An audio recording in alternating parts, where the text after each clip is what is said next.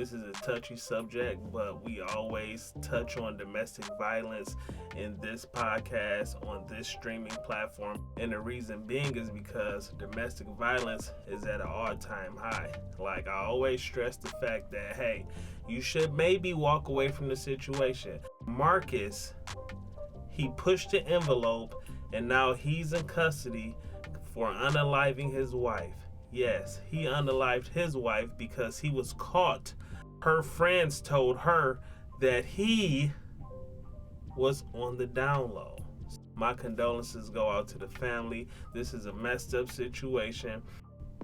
Tonight, court documents are shedding new light on a deadly shooting in Grand Rapids, in which investigators believe is the result of domestic violence. It happened last week on Union Avenue Southeast near Oakdale, taking the life of a mother of 3. News 8's Demetria Sanders has the latest. Marcus Lofton is facing 2 different felonies for the death of his wife, Alicia. According to court documents, the killing happened 1 day after he was served divorce papers. On the morning of August 17th, Grand Rapids police responded to calls of an unresponsive woman with multiple gunshot wounds next to a home on Union Avenue Southeast near Oakdale. 42-year-old Marcus Lofton is charged with open murder and felony firearm for allegedly shooting and killing his wife Alicia Lofton in that incident. According to a probable cause affidavit, Marcus told investigators the day prior Alicia served him divorce papers and was selling the house. On the 17th, Marcus said an argument ensued where he grabbed Alicia's pistol that was found in a drawer, and as he attempted to strike her, it went off. He then told police Alicia went into a room and locked the door, and after Marcus forced it open, Alicia was climbing out a window to exit the house. That's when Marcus says he shot her several times. At the time of the shooting, Marcus wasn't supposed to be in contact with Alicia due to a domestic violence arrest in May. Kent County prosecutor Chris Becker says domestic violence is on the short list of crimes his office sees each day. Doesn't discriminate based on geographic area, doesn't discriminate in terms of socioeconomic, it's everywhere. In response to an increase in domestic violence cases, in 2022, $4 million of American Rescue Plan funding was set aside for Kent County's Domestic Violence Action Network. We're looking for the funding. We saw probably our highest level. I think we had five or six domestic violence homicides. In addition to establishing a domestic violence court in Kent County with the funding, another goal is a lethality review program for high-risk cases. Take a look at those basic cases we may get and still take a look at it and say, oh, this one may be a little bit more serious. We got to do a little more focus on. Victim advocates with the prosecutor's office have already started training on lethality review assessments. With the info that's collected, Becker says it can help direct resources. Whether it be the victim, maybe it's the defendant that needs more restrictions. It's really responding individually to that case by getting that information. And Becker says it will take a holistic approach to address the issue of domestic violence in the community. It's not just a prosecutor's office, so we have Safe Haven, the Y, law enforcement, it's everybody that's trying to come together to really make an impact on these types of cases. If Lofton is convicted, he could serve up to life in prison. In Grand Rapids, Demetria Sanders, News 8. There should be no doubt in my mind that he should be convicted for what he did. What he did was premeditated, okay? News did not explain everything in detail as far as what happened, and we know there's always 3 sides to a story. We were told that he had a PPO order against him, okay? So therefore, he should have never been around her. Mind you, they just got married 6 months prior to this. Now, in this news article, and it says, a Michigan man gunned down his wife when she served him with divorce papers 6 months after they tied the knot. Marcus Lofton of Grand Rapids shot his wife Alicia Lofton multiple times on August 17th. Her body was found outside a house on Adams Street and Union Avenue, police say. Police arrested Marcus after spotting him walking in the 1200 block of North Avenue Northeast August 18th. Okay? Marcus, 42, was arraigned on first-degree murder charge and possession of a firearm during the commission of a felony. He is being held in jail without bail. According to court documents, Alicia was granted an order of protection against her husband. Okay? So she was ordered that protection. One thing that we have to understand in this world that we live in today is that paper is exactly what it is. It is just paper. Okay? These men out here are very crazy. And women, I try to tell you to protect yourself, and protect yourself, okay? Because, even though this is a person that she married, even though this is a person that she loved, all the way until the end of the road, and so-called vice versa, you never know who can be out to get you. Alicia's Facebook friends say she filed a divorce after she found out he was involved in a romantic relationship with another man. So I understand exactly where she's coming from, because one thing about the world that we live in today, people are living their lives according to the way that they see fit. But the issue is the wife never knew about this other life that he was living. You have to be straightforward with the people that's around you, and more so your significant other. But no one deserves to lose their life in a situation like this. And that's why I say it's more so better to just walk away from the situation. Take a couple breaths, and everybody could part ways, and that'd be that. At the end of the day, she said she was gonna take the house, this, that, and the third, the kids, whatever. But that's cool. You still have your life. She still has her life. She caught him with a man. And that's another situation that we have to talk about, right? Y'all men that's out here on the low, y'all need not to do that. Okay? If you live in a whole different life, just live your life. Live your life. Let them know. Don't even get married. Don't try to cover the fact that you are one way, but get married and just use the marriage just to cover up the whole situation. Don't do that. We are living in a world where it's more open than ever to just live your life. I'm gonna make this clear. I have no issue with the LGBT whatever community. I have no issue with them, because hey, it's not affecting my life or whatnot. I live my life the way I live it and the way I see fit. Let's continue.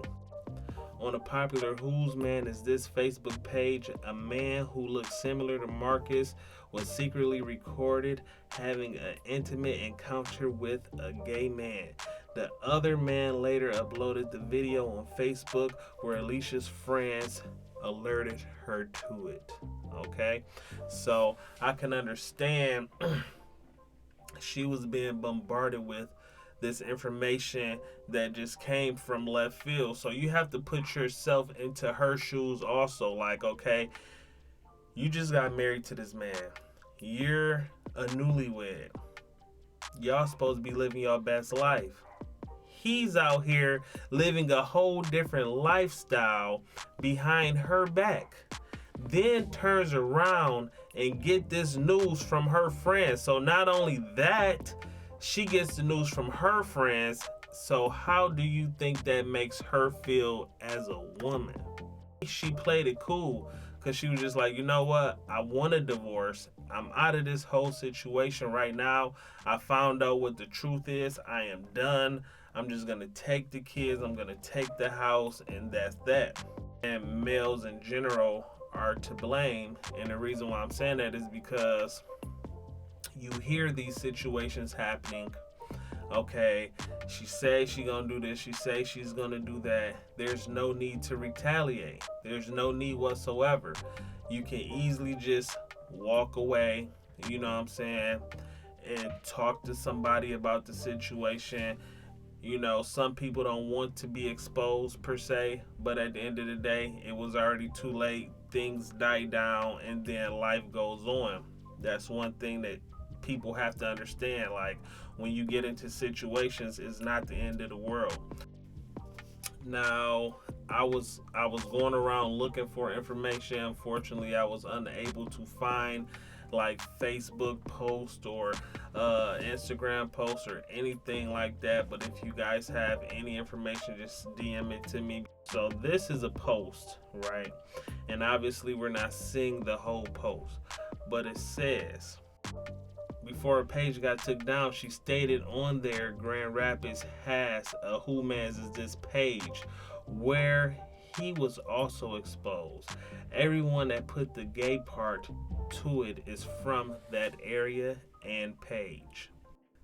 Somebody else, Stella, she said she went live about it before removing her page. So obviously she did remove her page after the situation, and I can understand why she posted what she posted and she went live. I can understand that, because when you are in a situation to where you're just being bombarded with just negative information, you don't know what to do, you don't know who to turn to. So hey, I'm just gonna go live, talk about the situation.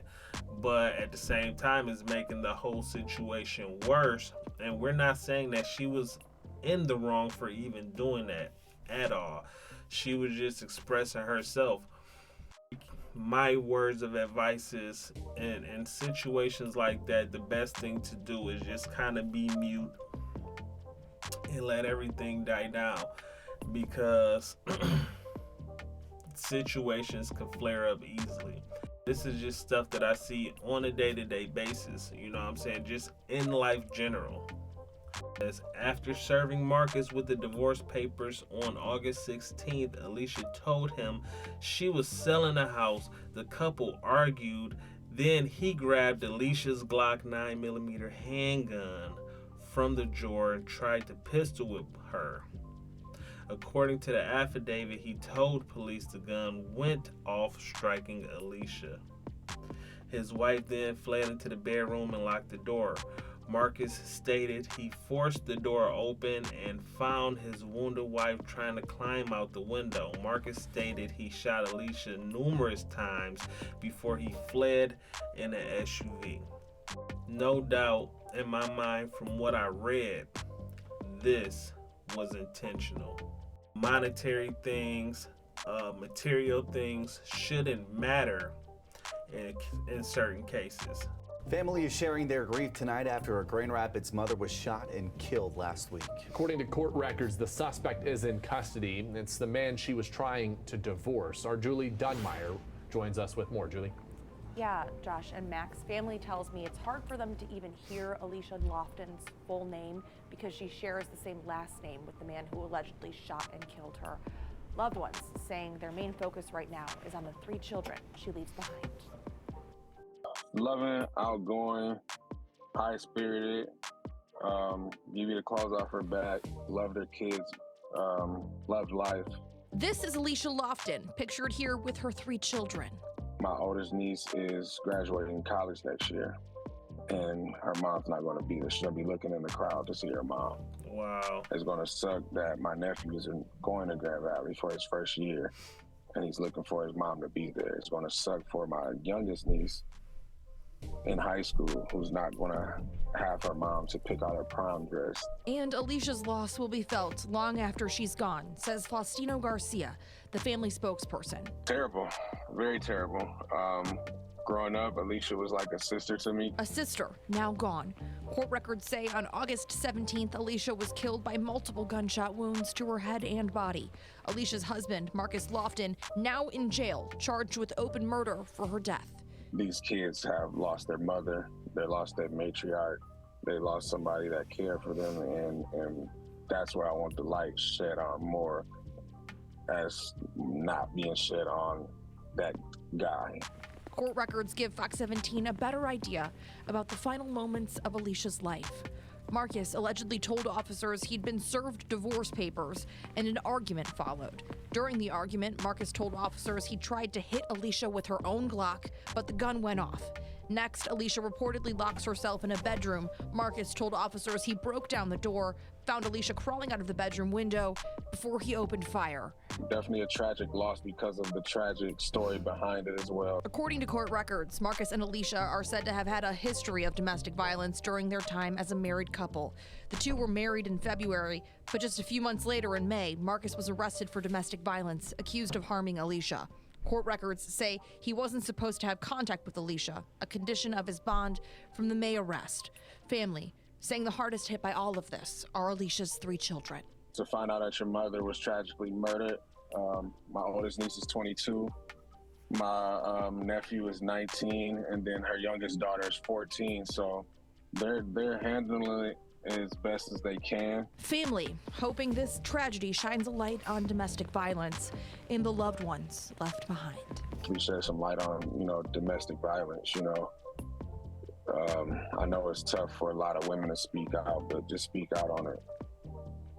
Meanwhile, a GoFundMe has been set up to help support Alicia's children during this time. Her oldest daughter is set to graduate from Western this year. Her middle son is starting out at Grand Valley this fall, and her youngest daughter is heading back to high school.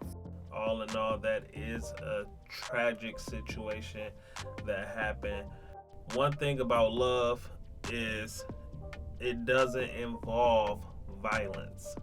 He said that he tried to hit her over the head with. Why would you even have that in your hand, knowing that that's somebody that you love? See, these men out here nowadays, these men are cowards. Cowards. Y'all quick to take the easy route out. We have to get out of this. You know what I'm saying? I'm so built up. I'm just gonna act on it, and now you're gonna pay for the consequences, unfortunately. This is my message to everybody out there.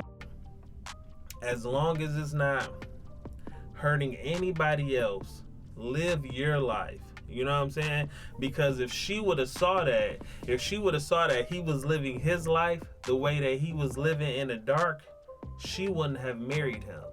If she would have knew that, she wouldn't have had kids by him. If she would have knew that, it would have been, here's the book right here. Here's the title. Let's open up the book, chapter 1. I met him and I walked away. Boom. And you know what I'm saying? End the story.